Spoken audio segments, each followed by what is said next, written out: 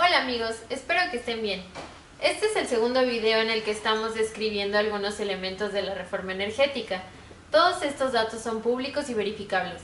Se pueden encontrar en documentos de Pemex, del Instituto Mexicano de la Competitividad, el IMCO, del COMEXI, que es el Consejo Mexicano de Asuntos Internacionales, también de la Secretaría de Energía, de la Asociación Nacional de la Industria Química, la ANIC, y de la Coparmex, que es la Confederación Patronal de la República Mexicana.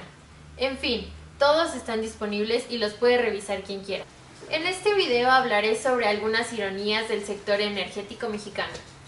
La primera ironía se trata de la refinación, o sea, la producción de gasolina. Pemex cuenta con 6 refinerías a nivel nacional y con una más en Houston, Texas, que se llama New Park. O sea, Pemex también tiene una refinería en Estados Unidos, en asociación con una empresa holandesa que es Shell, donde se refina petróleo mexicano. Resulta que esta refinería es la más eficiente de Pemex, una refinería que está en Estados Unidos donde Pemex sí se puede asociar con empresas privadas en otros países. Al comparar las refinerías de Pemex que están en México contra la de Deer Park, vemos que Deer Park es mucho más eficiente. Por cada barril de petróleo que se procesa ahí, se obtiene una ganancia de $7.3. En cambio, la mitad de las refinerías en México no solo no son eficientes, sino que en lugar de ganancias tienen pérdidas. La refinería de Madero, por ejemplo, por cada barril de petróleo que procesa pierde $1.1. En Salina Cruz se pierden 80 centavos de dólar y en Minatitlán 30 centavos de dólar por cada barril de petróleo procesado. Lo más irónico es que no le permitimos a Pemex asociarse en México con otras empresas, pero sí lo puede hacer en el extranjero.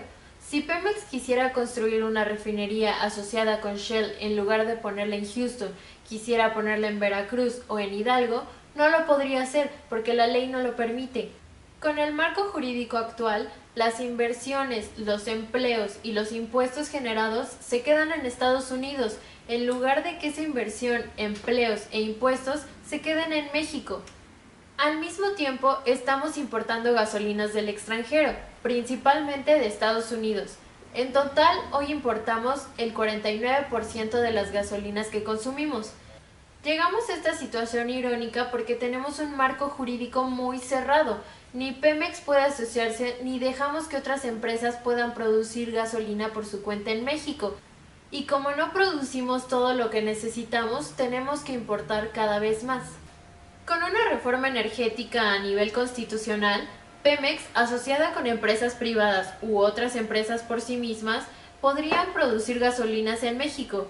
Así se construirían nuevas refinerías y garantizaría el abasto nacional y toda esa inversión se traduciría en mayores empleos y recursos para el país. La segunda ironía es que somos un país que tiene muchos recursos de gas natural, pero Pemex no los explota. Hoy estamos importando 1/3 del gas natural que consumimos. ¿Cómo es que esto sucede? Pemex tiene que escoger entre dos cosas. A Pemex producir un barril de petróleo le cuesta entre 15 y 20 dólares y lo vende a 100 dólares, o sea, tiene una ganancia de unos 80 dólares. En cambio, producir gas le cuesta unos 3 dólares y lo puede vender a 3.50, o sea, solo le está ganando 50 centavos de dólar. Obviamente Pemex se va al negocio que deja más dinero, que es el producir petróleo. El problema es que el gas que necesitamos nadie más lo puede producir, debido a lo que dice nuestra Constitución y la ley, lo que supuestamente protege nuestra soberanía. Sin embargo, por la prohibición terminamos importando del extranjero, lo que nos vuelve más dependientes. Además, es ilógico que empresas mexicanas que no pueden producir gas en México tengan que hacerlo fuera de nuestro país. Por ejemplo, la empresa Newpec, que es subsidiaria del conglomerado mexicano Alfa, cuenta con 300 pozos de extracción de gas y petróleo de lutitas en Texas, con una producción de 7.100 barriles de petróleo diarios. De hecho, en el segundo trimestre de 2013, esta empresa anunció una inversión de 17 millones de dólares en Estados Unidos. Esta inversión podría estar hoy en México si la Constitución lo permitiera. Por eso necesitamos una reforma energética a nivel constitucional. La tercera ironía también tiene que ver con la caída de producción de gas natural, pero se enfoca en la forma en que esto afecta a las tarifas eléctricas. Para generar electricidad se necesita un combustible primario, algún hidrocarburo, por ejemplo, gas natural, combustóleo o diésel. Como no contamos con el suficiente gas natural, tenemos que generar electricidad con combustóleo o diésel, que son 4 y 6 veces más caro que el gas natural. Además, el combustóleo y el diésel son combustibles menos limpios, pues sus emisiones de gases de efecto invernadero son mayores. El utilizar combustóleo y diésel encarece los costos de generación de electricidad, lo que finalmente aumenta el precio del recibo de luz. Es irónico que siendo un país con mucho gas natural no lo estemos produciendo ni permitimos que nadie más lo produzca.